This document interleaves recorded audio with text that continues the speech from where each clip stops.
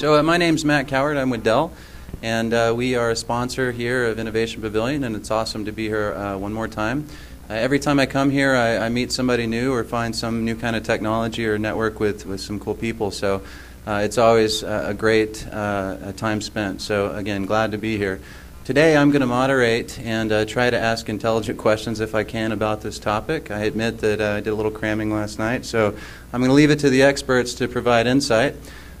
We are recording, so if there is any questions from the audience, please try to state your question as clearly as possible so that I can repeat it for the video. And of course, we do want to make this as interactive as possible. So with that, perhaps we could start by going through the panel and letting everybody introduce themselves. Hi, I'm Gabriel Guillaume. I'm the Vice President of Community Investments with Live Well, Colorado.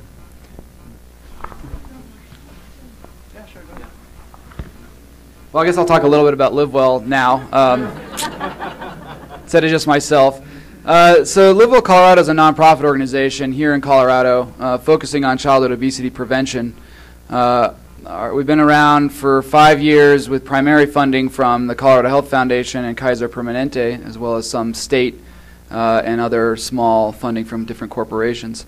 Our approach to this work is really about how we change environments, lifestyles, and awareness to create sustainable access to healthy eating and active living behaviors in our state. And we are focused on childhood obesity, but that doesn't mean we don't engage all parts of the population.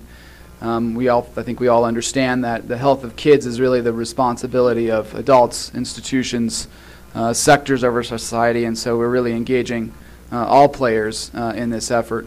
A lot of people, especially in the national scene, ask us, so why is there an organization as focused on this in Colorado, where we have such a healthy population and one of the leanest populations in the nation?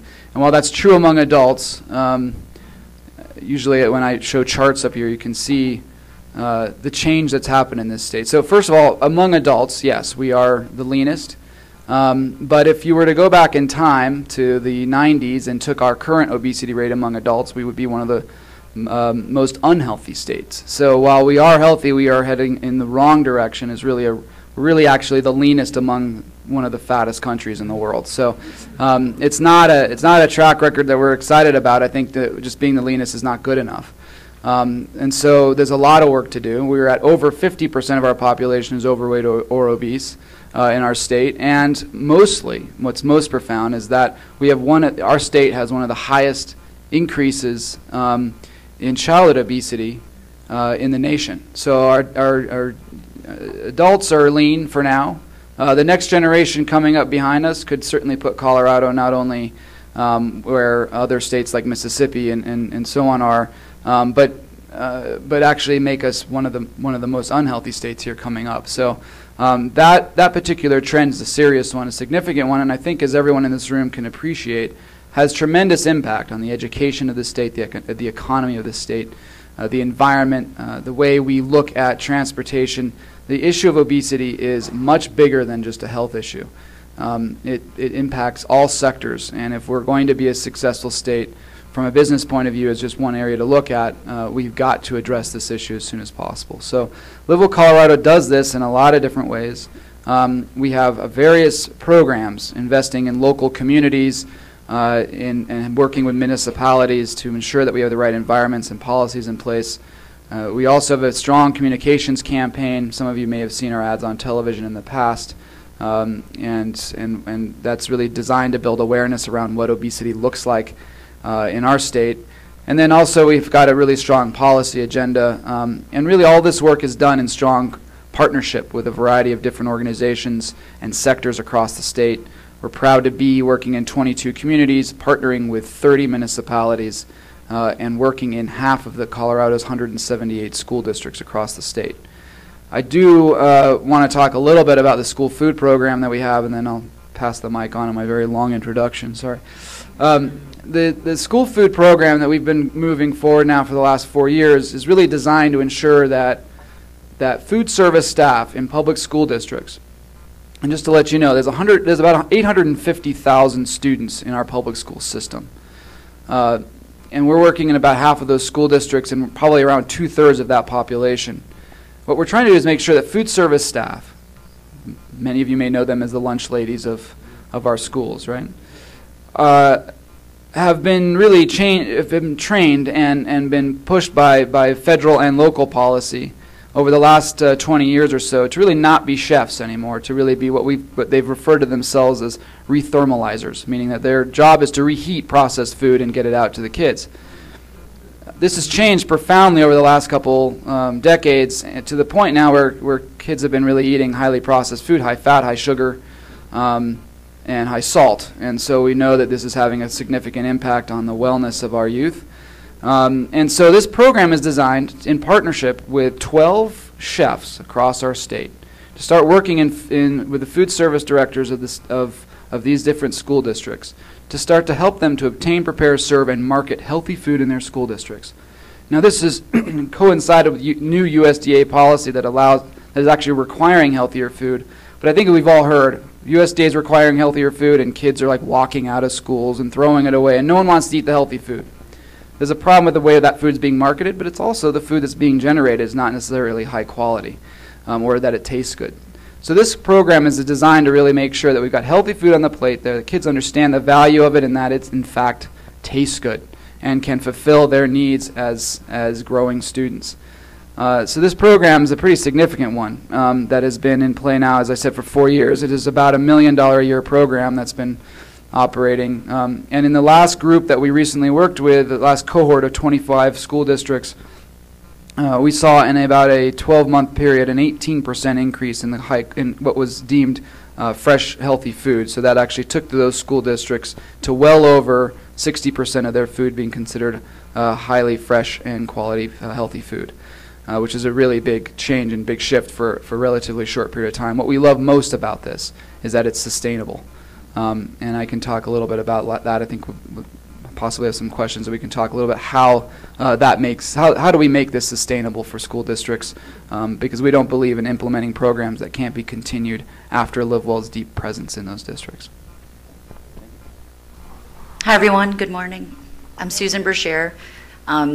You'll find me coughing and clutching my cough drops. It is not Ebola, I promise. It's just a cold.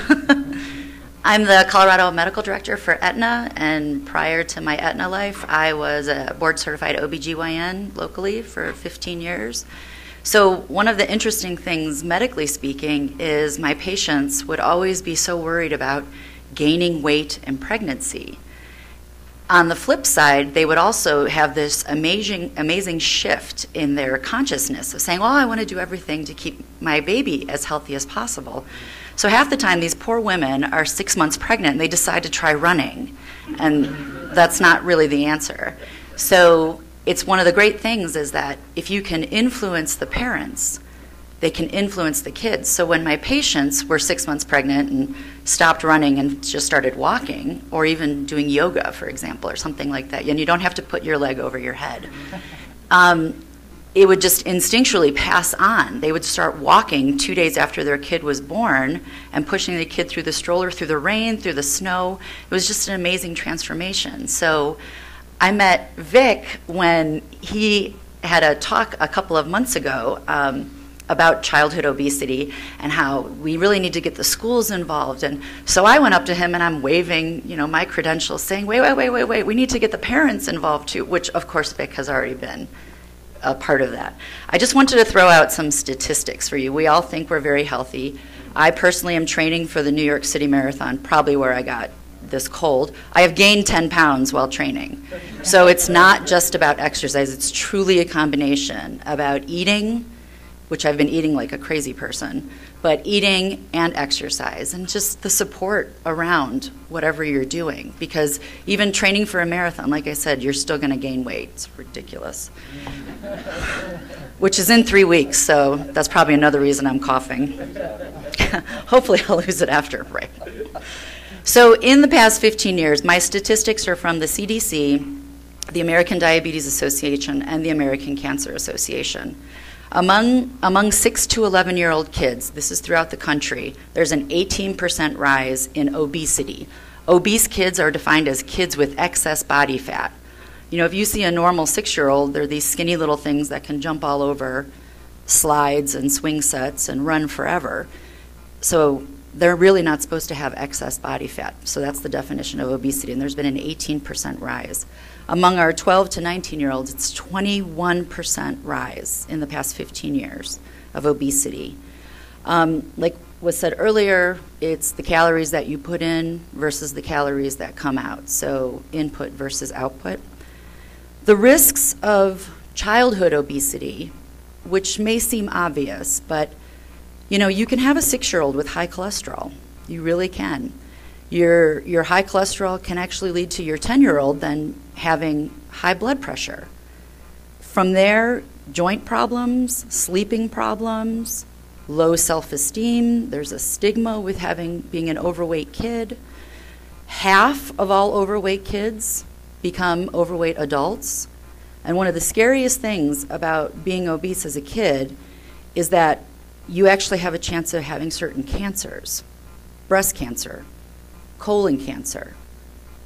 There's female cancers, ovarian cancer, uterine cancer. Those are actually all connected to the production of fatty tissue, which can change your hormone levels, which can then subsequently lead to overproduction, and cancer is just one cell that goes a little crazy. So with Aetna, we're working in collaboration with Innovation Pavilion to not only make our patients healthier, but it's a cost-saving technique too. And so if both sides can be happy and healthy, I mean, that's the prime goal. So thanks so much. Thank you, Susan. By the way, I know the time we spent together goes by really fast. It's been over 6 months that we met. Not 2 months, but hi everybody. My name is Vivek Ahmed. I am the founder of Innovation Pavilion and also fairly involved in the Thai organization. I'm on the global board of trustees for the organization worldwide, and also a founder, one of the founders and the past president of the organization. I figured that, just like Matt mentioned, I have this admission of guilt here. I'll put this up front here, that I am also one of those people who are what we call a just-in-time expert. So basically, before the event I have to speak, I go Google it a few things and then show up to talk about it. Now, in this particular case, however, I have two things that strengthen my credentials a little bit. The first is the awesome people that I've had a chance to work with for the last year and a half, starting with on this subject of childhood obesity, starting, of course, with Johns Hopkins and Dr. Chakravarti, who you heard talk a little while ago. He led that charge alongside Dr. Contractor and 5 other students of Johns Hopkins Carey Business School who worked on this project with us at Innovation Pavilion. And I want to see if Susie is here. Susie Gutierrez, not here. Kelly Dwight, not here. So they really helped us. Of course, our awesome IP team who contributed greatly to getting this thing off the ground. I also want to acknowledge our awesome partners, Denver South. I saw Mike here, Steve here, Jake here, and now Jeffrey also, who's joined that team in taking Prime, which we helped found alongside them, which has been partly the cause of us getting into childhood obesity as well. So have had some great partners along the way, and we are delighted to now be working with Aetna on this very, very important project. And I sort of admire Susan's initiative. It really started, our partnership started when she really reached out, and very quickly, working with her and others at Aetna, we sat down and said, this is a very, very important thing to work on, and how can we become enablers of this thing in Colorado, and then hopefully take that model across the country. So Dipankar mentioned the project, but let me very quickly summarize what we are working on here. And Aetna has already started the funding for this project, and so we're very grateful for that. So this project basically started with the research that Johns Hopkins did, and our guidance, the team, really was that can technology be an enabler for solving this problem of childhood obesity, or helping to solve this problem of childhood obesity. And initially, even from the team at Johns Hopkins, we got a lot of pushback, because they said, well, technology is part of the problem. Everybody tethered to their cell phones, watching, playing video games, and watching TV all the time and all that. It's really a contributor to the problem rather than solving the problem.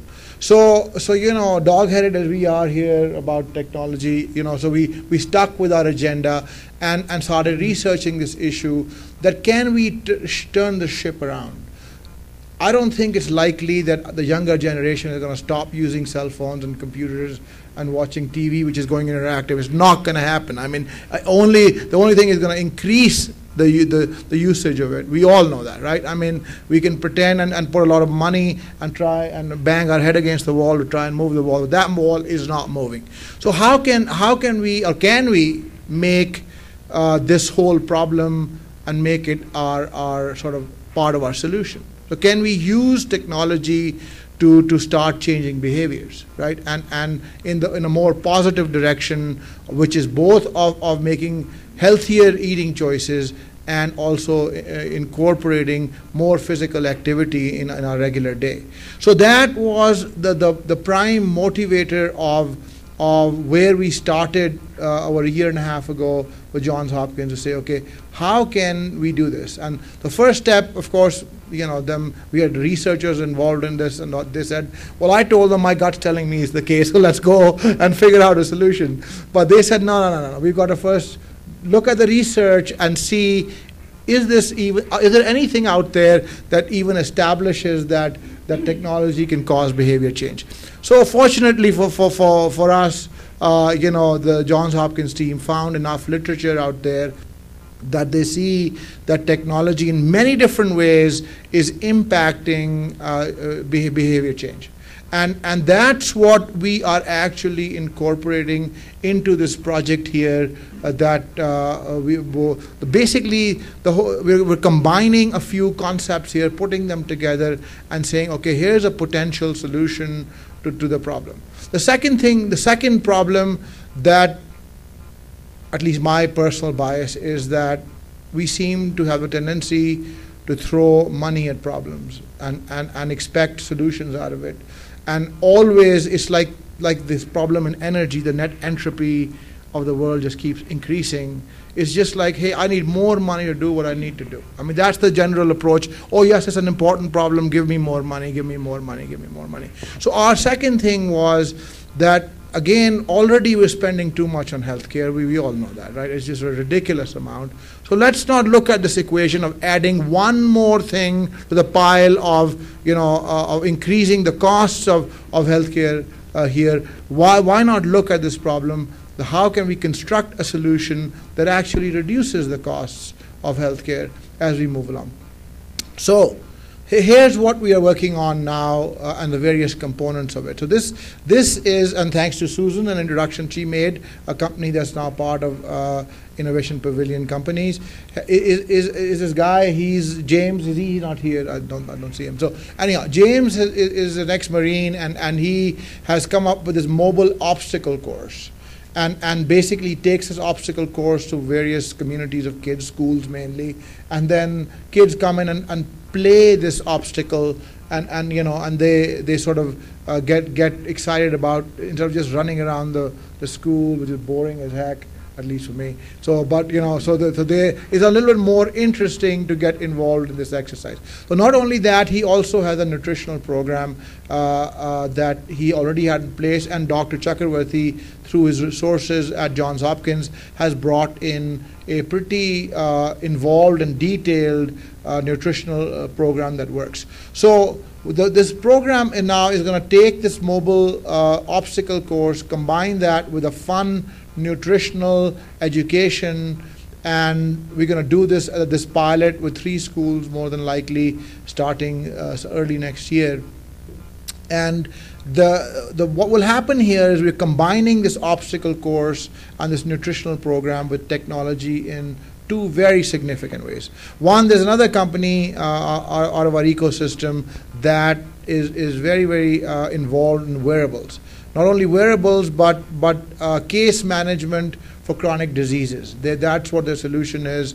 And so basically we combined that with them and said, okay, it's not easy to collect this information, and kids are not oriented towards being disciplined about in the first place. How can we automatically collect some information? So we worked with Manoj, who's the CEO of that organization, to sort of incorporate some of the data automatically into sort of a profile of the child that chooses to participate in this program. So whether they make better eating choices or they are doing exercise. So for example, if I'm monitoring your heartbeat, well, I know when you're exercising, I know when you're sleeping, when you're walking, when you're sitting, because your heart rate varies depending on what activity you're doing. So all this data can be entered directly into the system. The second piece of technology that we've brought into this whole picture is a gaming platform. Dr. Naveed, is he here? He's also one of our companies here at Innovation Pavilion, and he's built this incredible platform called Actimator, which 6th grade kids can in 4 hours of instruction start to make their own mobile games. So anyhow, we're using that platform. We have made a game out of it, of collecting data, from these kids that cannot be directly captured through the wearable. So if I'm making better eating choices, then I can enter that data, and we have gamified it in the sense that if I reach a certain level, I'll get a virtual reward, a badge or something like that. If I reach a higher level, I may even get a real reward, like a game that's physically oriented, or something signed by John Elway, or whatever motivates the kids and get them involved in that. So that's the second piece of technology that we're combining with it. And again, Dr. Chakravarti and his team is putting a framework of capturing data on this thing to say, okay, let's take a baseline for the kids of where they're at, whether they're healthy or they are overweight or they're obese, doesn't matter. Take a baseline and monitor this over 6 months, and then see what output and results are generated, and how and if that's sustainable. So they're using the basic research mechanisms to put that program together and make it place. The second thing is, we already have a major STEM initiative here with Innovation Pavilion also, and we're working with several school systems. And part of our agenda there is to work with these schools and school systems to sort of pull them into this project, and 3 of them have signed up to do exactly that, and hopefully after this pilot we can expand this project even further. So this is the project that we are working on with Dr. Chakravarti and his team, and we're most excited, and we've done an extensive research. Well, not we, their team last year did an extensive research on best practices around utilizing technology. And really what we're talking here is combining of these factors with wearables and this gamification of all of this really represents the cutting edge, the leading edge of what's going on anywhere in the country. And so we are in discussions with Johns Hopkins and Aetna about potentially a center of excellence here, right here in Colorado, how technology can enable the problem of childhood obesity. There's a ton of money being spent on it by most states across the country, but as we have spoken to a lot of these stakeholders, we found out that they are not extremely happy with the results that they're capturing from that. So again, our approach really is a financially sustainable model that can plug into the existing budgets of the school systems, so will not require a whole bunch of money to implement it and scale this thing up, and also, to Susan's point, that hopefully reduces the cost of healthcare versus another new device, another new toy, another new product that adds to the cost of healthcare again. So I went well over my time. Apologize for that, and I'll hand it right over. Hello. Sorry. Thank you. So let's reframe this a little bit and start back where we began at what the causes are. And so I'd love to get Susan and Gabriel's opinion on what's really driving this problem, especially in Colorado, and kind of frame what you feel like are the major contributors to that.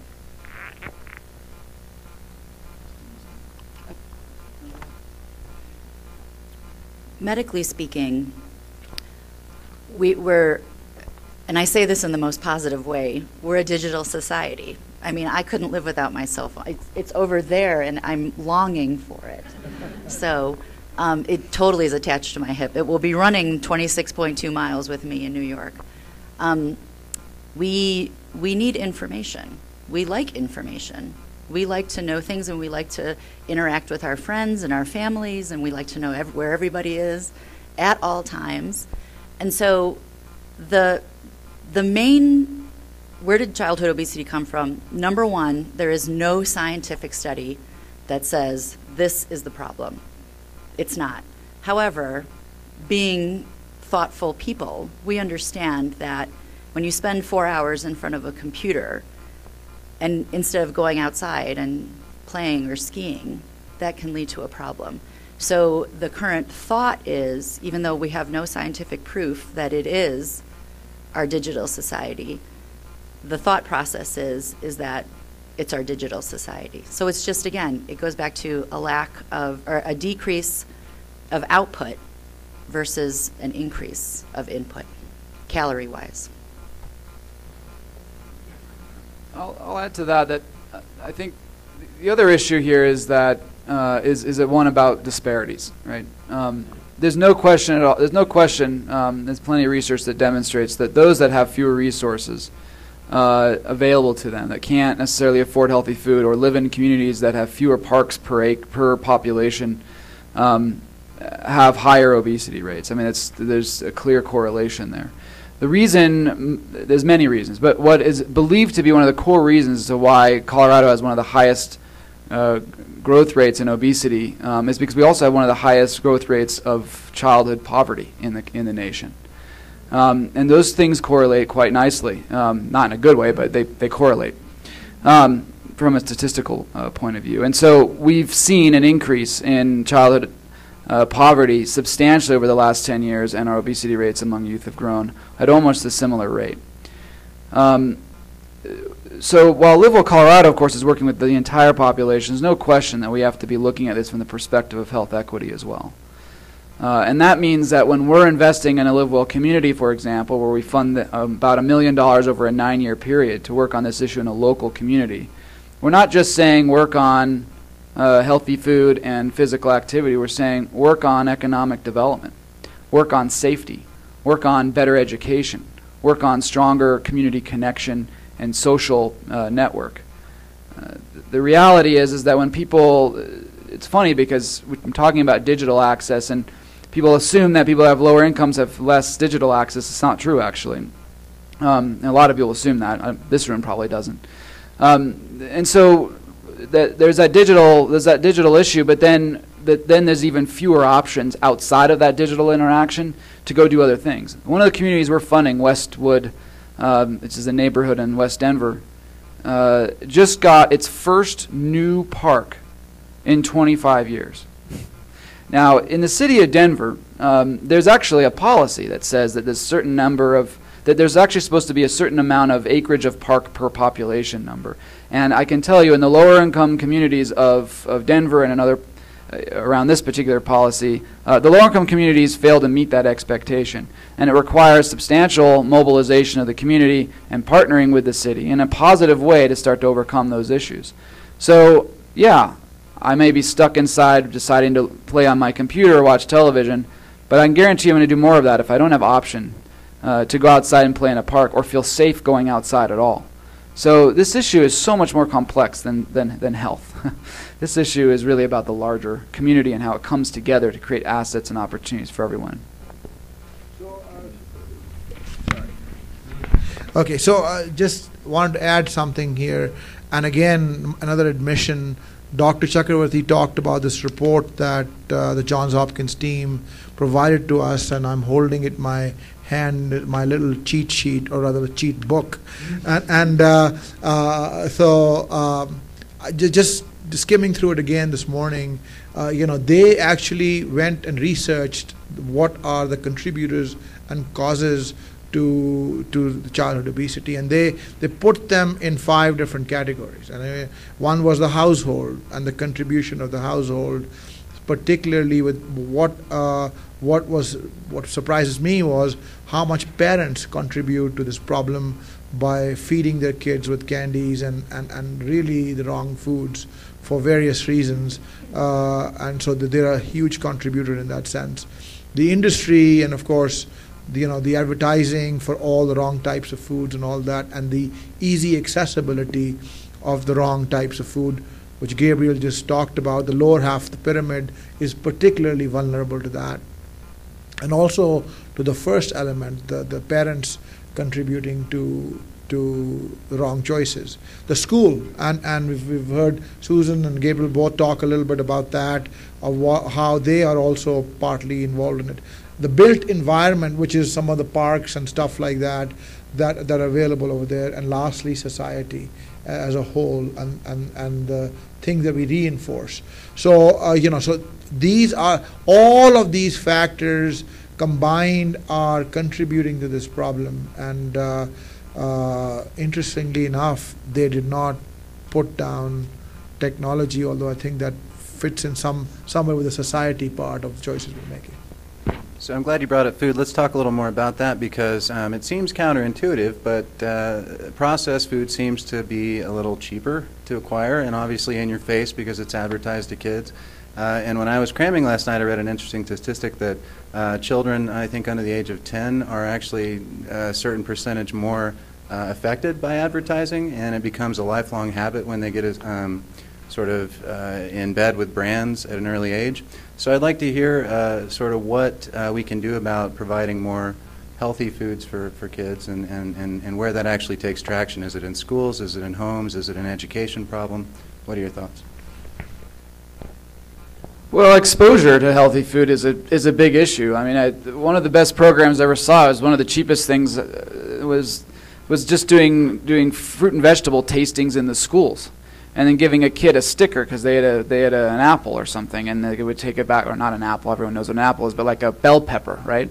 And they'd go back home and say, "Mommy, I want to eat bell peppers," and that actually starting to educate the entire family on these things. I mean, there's a whole access issue there.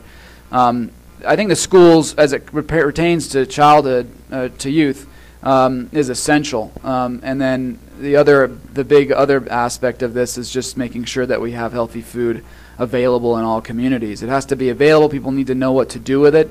We've done a lot of work in food pantries, and the key is not to just make healthy food available in food pantries, but it's also to give people the skill set to know what to do with them. And how many of you really know how to cook properly an eggplant? Right? Yeah, so a few of you. Good. I'll be over tonight. Most people don't. I mean, a lot of people don't know how to cook vegetables, and I can tell you, families that have been burdened by lower incomes have even less experience typically with a lot of fruits and vegetables. So there's an education component here.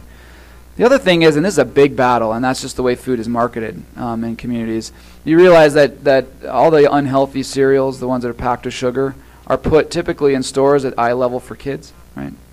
So this is the actual cereal they look at, and then the healthier cereals are higher up so the adults can see them, assuming that kids should be eating sugar more than adults. It's a kind of absurd thing. So there's a lot of education. How do we do that? How do we partner with grocery stores? How do we start to shift that? And that really comes down to what are people willing and wanting to buy, and how does demand drive the way this food is marketed? And that's a tough battle. I don't think that's anything we're going to be accomplishing anytime soon.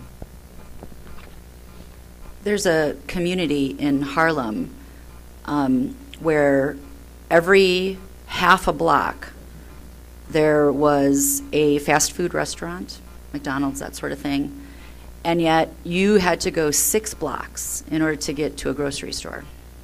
So access is, like we've talked about, is a huge factor of what can you get to. And this community, most of the families did not have a car. They were mostly single-parent families, did not have a car. So are they really going to carry 5 bags of groceries to their home and go up 14 flights of stairs just to get to their apartment, when they could just go right down the stairs and hit the McDonald's and their kids would get their Happy Meal toy too? So it is a problem that we're finally looking at. So that's the important thing, is that we're there. So I would say that, this is really half of the problem. Half the problem is not enough exercise, and the other half is the eating choices that we're making. And I think certainly Live Well is doing a lot of good stuff in that with training the schools on preparing better food. But I think, we also have to look at how to make the food more appealing.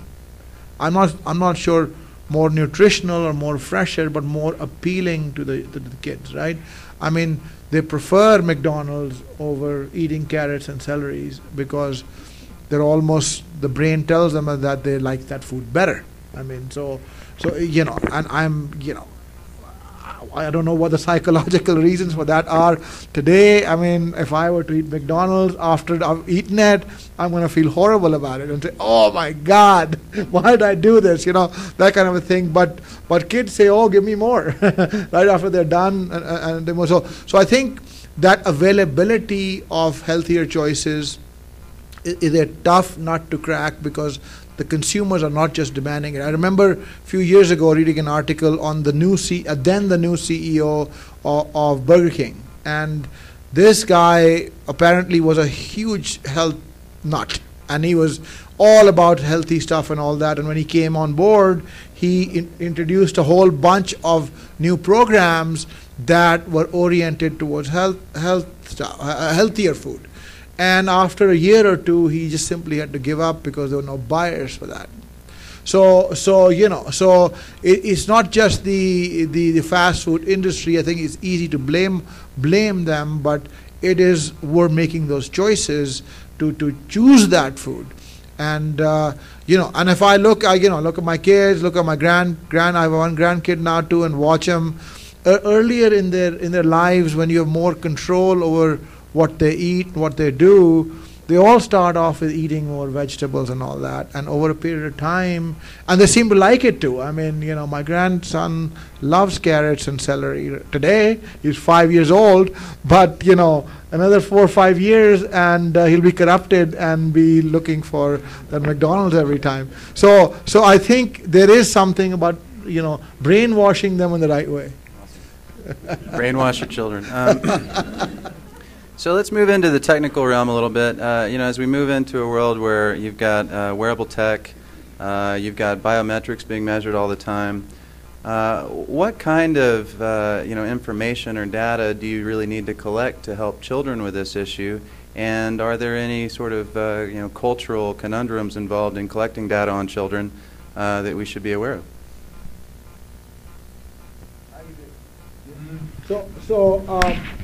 So this is a very tricky issue, right? So what data are you collecting and who has access to it and all that stuff is a very, very important issue to be addressed, that it doesn't go against the interests of the child in any way or the family in any way, particularly in issues involving health insurance and all that stuff. This has to be treaded upon very delicately and with the involvement and engagement of parents. So that's why when we were looking at this whole program, we just figured that it would be financially impossible to implement the program if we had to take on the responsibility of getting approvals from the parents to involve children in the program itself, because you would need to then educate the parents, get their approval, and spend sessions and time with them and all that. So the way we are trying to do it now, which is in partnership with the schools who have an established relationship with the parents already in place, and do it upfront with their permission, and also to make sure that the specific data on a particular child does not get into anybody's hands. It's the macro data, of course, is of value to a number of stakeholders, but the data specifically on a particular child is not put at risk. The second comment I'll make is, again, another, it was I think a 60-minute section or something on the CEO of Safeway, and it was very interesting that the interviewer asked him what was his biggest accomplishment, and he said our healthcare program. and which was obviously a surprise, Safeway, his biggest accomplishment, a healthcare program. And then he went on to explain it in more detail, and he shared that, what they simply did was they incentivized their employees. They were self-insured, by the way. So they incentivized their employees on the co-pay part only. So if you were already healthy, and the metrics of that was being monitored by a third party, so Safeway had no access to that. So you're already healthy as long as you maintain those basic parameters over a period of time, your co-pay started to go down, right? So $10, $15, whatever, $5. But not a whole bunch of money, but that co-pay started to go down if you were to maintain your health. And if you were not healthy, then if you were to get on the regimen of trying to improve your health, and as long as you were improving that a certain percentage, your co-pay started to go down. And he said in the last 6 years, just by doing that, their healthcare costs were flat, whereas everybody else were going up in a pretty dramatic way. So I think, the technology can assist and help in so many ways. All of this is collecting of data in some format and then using it productively to motivate the people financially and otherwise to get on the right path. In conjunction with what Vic has just said, Aetna is moving to a model, and this is for adults, but will easily be translated into child health also. We're moving to a model called an accountable care organization, and where that is we put a lot of the responsibility on the primary care physician. However, we as the insurance company have tons of data we can provide to that physician. So we can know that if you're supposed to pick up your high blood pressure medicine on Thursday and it's now Tuesday and you haven't picked it up, we can actually inform the physician. And obviously there's more of a trust factor with your doctor than there is with your insurance company. So if we can provide that information to the physician can then be very proactive and say, hey, I need you to pick up your medication so that we can keep your blood pressure under control. So you can see how that can very easily be translated to child health by saying, hey, your kiddo, we're monitoring your kid's weight. Can you make sure you bring your kid in for their 3-month appointment, their 6-month appointment? And if Aetna doesn't see that on the billing statement, we can inform the pediatrician to say, just to let you know, we don't have a billing cycle for that. Then that can move the pediatrician to contact that family saying, we really want to make sure that your kid gets as healthy as possible. And so the data is there. It's just getting that data to the physician so that they can be more proactive is where we as an insurance company are moving forward. Just very quickly add that we've noticed that youth are competitive. Anyone else notice that? Yeah. So it's easy to actually make this into a game in a lot of ways. We once very quickly partnered with an organization called NutriSlice. Anyone know NutriSlice? NutriSlice actually has this interesting interactive game where the kids are literally competing over who can eat the most broccoli, right? But while they're actually competing with that, there's actually a tracking of what they're of how much they're eating, and it can track it over a long period of time. It can also send information to parents exactly what they're eating that day, so parents can get an email on their phone or actually be able to go into an interactive website to see all the different kinds of food. So there's ways to use technology to get kids to be competitive and to keep parents informed that we've seen to be highly successful. So I got to ask, maybe to the room too, does anybody else feel slightly uncomfortable with the fact that all this information is potentially going to be out there on ourselves, on our kids? Insurance can see it, hospitals can see it. How do you address that as far as implementing these kinds of solutions on a broad scale? We're not trying to be Big Brother. I can promise you that. It's more of being proactive versus reactive. We don't want our patients, our members, to become unhealthy. We want them to maintain their health. One of the things with the Accountable Care Organization, again, that can easily be transmitted to child health, is if you're diagnosed with childhood diabetes, for example, then your doctor only has 10 minutes for you in the office. However, a follow-up will be a nurse that will spend an hour on the phone with you to describe where did the diabetes come from. So they'll literally delve into what's the social background here, what's the economic background here, without prying. But if you can find what happened, where did this come from, then your patient can understand it a little bit more and then be willing to make changes. If you don't know where something came from, then it's really hard to move forward. So it's truly, if you don't know your past, you don't know your future. So it's not that we're trying to be Big Brother, but we're trying to help out our physicians in the community to be able to give them information, which can then help our patients. I was just going to say, I don't have my concern would be that people know stuff about me that I don't know.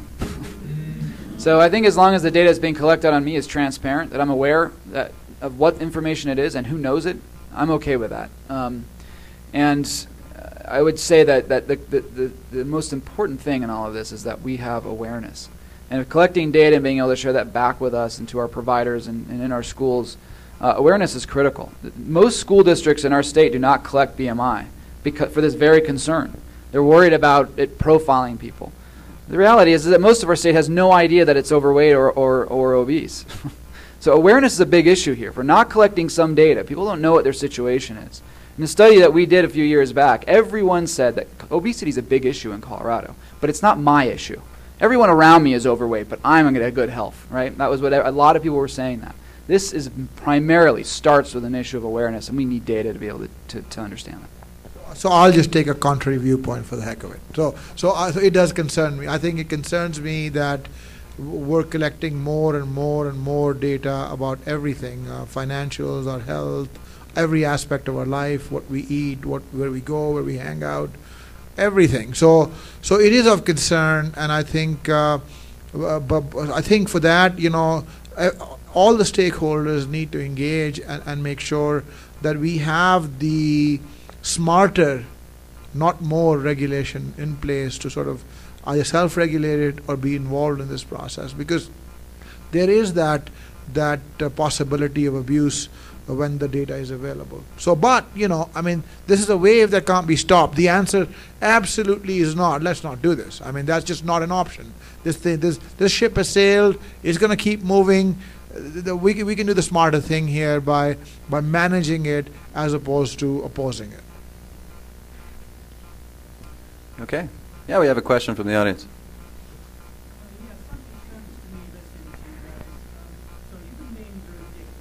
Okay, we get addicted to certain substances more so than others.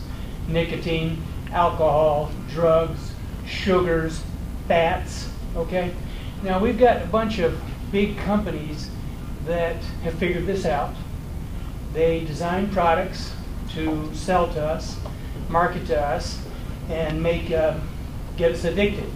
And I remember, now like if ISIL was killing 250,000 of us a year, we'd nuke them, okay? But the tobacco industry kills 250,000 of us a year, and they thrive amongst us, okay? I remember giving a speech years ago advocating nationalizing the tobacco companies over 25 years. And I was treated like I was a member of ISIL for even bringing such a thing up. But as a society, don't we have a responsibility to do things to face these negative corporate influences in our society and gain control over them within the society and not be their victims as they're making money and just accepting the fact that they have a right to exist amongst us and peddle sugar cereals to our kids at eye candy level, and we go along with that? Don't we have a right to deal with that like we should have dealt with tobacco companies, because we pay for these people in the hospital and wonder, why are we paying 12% of GMP in the hospital when other people are paying 9%? Can I have another cigarette? Like that. Where does that fit in the conversation? Pray for president.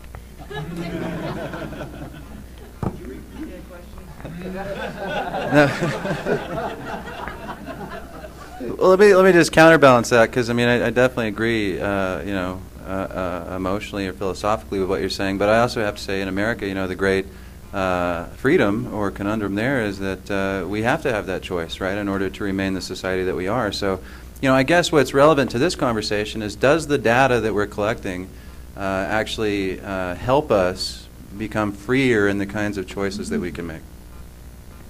Well, I'll say that I think it's a little unfair to put all the blame on the large companies. I think, yes, there are some that are less responsible than others, but I think the issue of personal responsibility also needs to play in at least as much at a level that the corporate responsibility does. I mean, the example of this Burger King guy, I think, is really pertinent, that hey, there are no buyers for the good stuff. So I mean, let's not blame them all, because they are trying to be in a business where people are demanding these kind of things. So now cigarettes, of course, are one extreme of that, but I think it's all of us have a shared responsibility, and we all, if we come together, can be part of a shared solution. I'll just. 1 minute, I promise. Thank you for that comment. There's a great article in the latest Smithsonian magazine that actually talks about doctors would prescribe people to smoke cigarettes in the 20s to help them with their cough. So, but I agree with you that it is and I agree with Vic, it's a shared responsibility. There has never been a better time, thanks to our digital age, to relay information, to be able to educate people. Do you know you actually shouldn't eat 5 fruits a day? It's actually more like 1 fruit and 4 vegetables, where they talk about 5 fruits and vegetables. So, right, talking about sugar. So actually you get your 1 banana, and everything else needs to be vegetables. So, but just trying to break that little saying has been extremely difficult. Just very quickly to your point, I think regulation makes sense, but I think the community needs to rise up to make it happen. I mean, if you look at what regulation has been put in place regarding tobacco over the last 20 years, I think there's some really strong moves there. But I think they were made because the population had enough, and they started to move at a grassroots level and at an institutional level to start to create policy that did that. And I think if the community understands what's going on, and it's part of our job to make sure that that's in fact the case, the community has a responsibility to start to push for policies and to start to regulate some of this stuff. So I agree, but I think that it needs to be community-oriented and driven by the community itself, and I think there's a lot of energy for that, especially in a state where people move here just for access to healthy food and physical activity. Go ahead in the back. 2 points. 1, I moved recently, went into my new grocery store. Because I was looking around, an employee came up and said, "Can I help you find something?" And on her name tag it said nutritionist. So I asked a question. I'm going to ask you a question, and I would like you don't have to answer this if you don't want. It's going to be a pretty direct question. If you only sold healthy food in your store, how much would still be left on the shelf? And she said 5%. The other point is, you've talked around it, but I haven't heard anything about parental responsibility for what their children eat. If we don't start addressing that piece, we're not, all the statistics in the world keep proving a point that's obvious. All you have to do is go to anywhere where there are kids gathered and know we have a childhood obesity problem.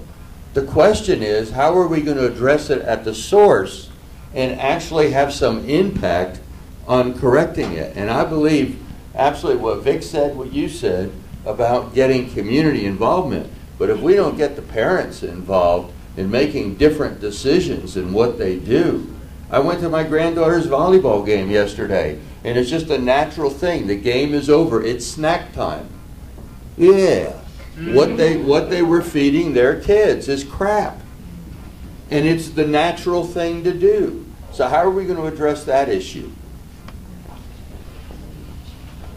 Do other people have answers? I'm seeing people have answers. I'd love to hear from other people, in my opinion.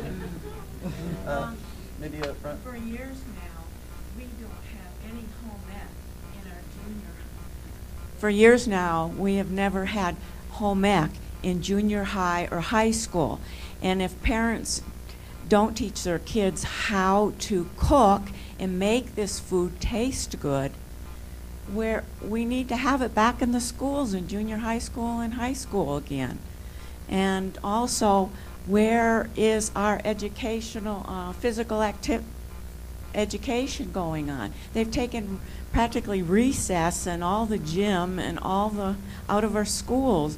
I mean, that's the level where these women and men need to learn how to cook, is way down when they're junior high school and high school. I would agree. Can I do a follow-up answer on that? See, where do families get together?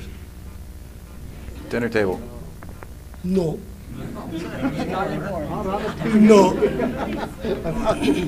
Parents are working, kids are eating on their own. They don't get together over there. Families generally get together, churches. Every Sunday they get together, they get dress up, they go to church, have a sermon over there. Then where do they go? To a buffet place. See, it's very important when we talk about communities, which I didn't hear from anybody, nor I do hear on when I go to different meetings anywhere. The priest, they never talk about these things, about the health. You go over there, they talk about Supreme Lord, they talk about something which most other people don't understand. And they come home, oh, we learned something today. But that is not on their day-to-day life. We have to make sure that, not make sure, but we can at least educate. According to me, this is what I feel. We have to educate the priests, the pastors, in the synagogues, in the temples, wherever people get together, that they should have some thought on that to the community week after week. Because that is where they can make a difference in people's day-to-day life. Second point I want to touch is you spoke about obesity growing in last 10 to 15 years in schools.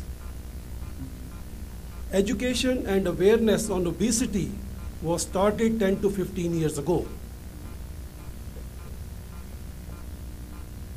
Nobody thinks about that. We only talk. Talk is cheap, easy. Intelligent discussion sitting in a conference room is very easy to make. Nobody going in the trenches to make it happen. Well, I would just suggest that all three organizations here are working on practical things. Join us, join any one of us in this quest. We're all working on practical steps of what we think it is, and certainly your opinion can weigh in on what we are looking at doing. So I encourage you to... We're in the trenches, I guarantee you. Actually, count me in. I've called Live Well numerous times, but nobody called me back. Let me tell you.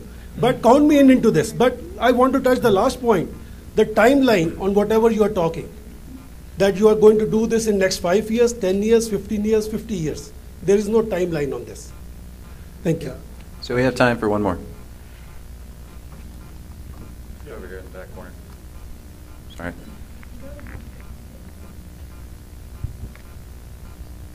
Thank you. First of all, I'm involved a little bit with Cherry Creek School District. In fact, I should say a lot with the Cherry Creek School District. And one of the things we truly need to stop doing is blaming or initiating the starting point as the parents. Teachers do it. Yeah, if the kid didn't show up, it's the parents' fault, da-da-da-da-da-da. There is a shared collective out here. Parents don't know what they don't know, but yet and still, we have organizations out here that will feed them information that may be bad information, and a lot of times it is terrible information. And their ignorance is just that. Their ignorance. They're not stupid. They're just not aware. So first of all, stop saying that the starting point is the parents. It's a continuum. You know, it truly is a continuum. So we need to address them all on equal footing, as opposed to, if we cleaned up everything that the parents do you think the situation would still be where it's at? I'd almost guarantee you it probably would be, because there are other influences that are playing in here. So take it as a whole collective continuum and stop blaming one issue versus the other issue versus the other issue, because it's the entire spectrum. Thank you. Clearly a passionate issue here. Final remarks from the panel, and then we have to end. Anything to say, guys, in closing? You know, I would agree with a lot of things that were just said. Livewell's approach is along an entire continuum because we understand that very well, and I think what's important to understand as well is that Livewell is an organization that is working on this issue, but it's one organization, and it's going to require the passion of all of you and others, people on the ground in communities, business community, philanthropic community, nonprofit community, government community, and so on, to address this issue. This is fundamentally an issue about the culture of our community, right? We can look at the environment, we can look at awareness, we can look various elements of education, but this ultimately comes down to the way we've been conditioned, I would argue, since about World War II, to expect food quickly, to expect processed food, to be moving into jobs that require less physical activity, to be more insulated in our homes and not outside with each other in parks. And so this is a complicated thing. This is not a simple programmatic intervention. A lot of people have tried to compare this issue to the anti-tobacco issue, and I can guarantee you this is many, many more times complex.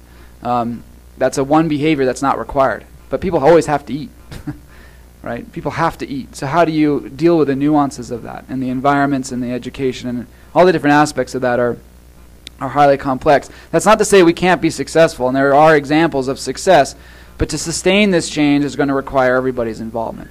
So if you're pissed right now, and I'm feeling there's some pissed off people in this room, let's take that energy and take action.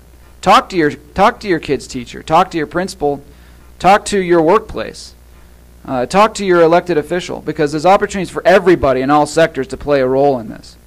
And I'm going to share my card with you. If we didn't get back to you, I apologize on that. We definitely want to work with you. Yeah. Okay. Without sounding like the big bad insurance company,